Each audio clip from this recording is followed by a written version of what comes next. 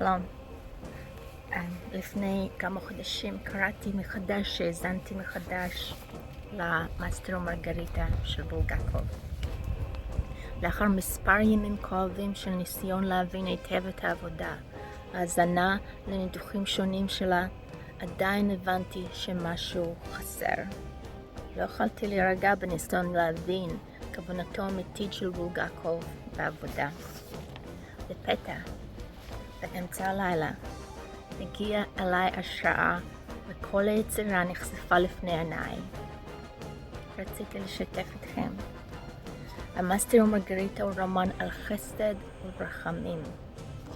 באהבה, מרגריטה גואלת את המאסטר מחרדה לשלום באמצעות חשיבותה הגבוהה יותר לדאגה לזולת, בניגוד לטיפול ראשוני בעצמה ובצרכים שלה.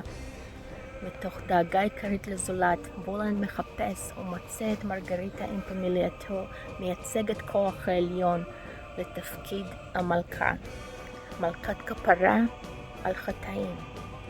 דאגה לזולת ולאלו הזקוקים ביותר בחסד וברחמים.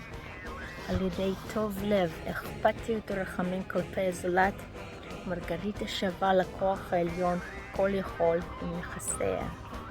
ובכך מוצאת שלווה מיוחדת לעצמה ולמאסטר.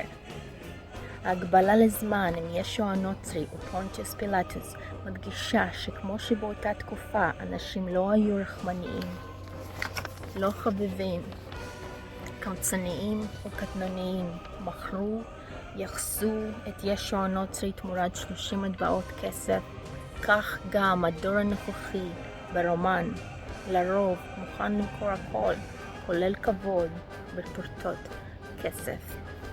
בניגוד לדור הנוכחי והעבר נמצאה מרגריטה על ידי הכוח העליון, שמוותרת בשם האהבה על חיי יוקרה מלאי עושר פיננסי. היא הופכת להיות היחידה הראויה ומקבלת את התואר מלכה. תודה שצפיתם.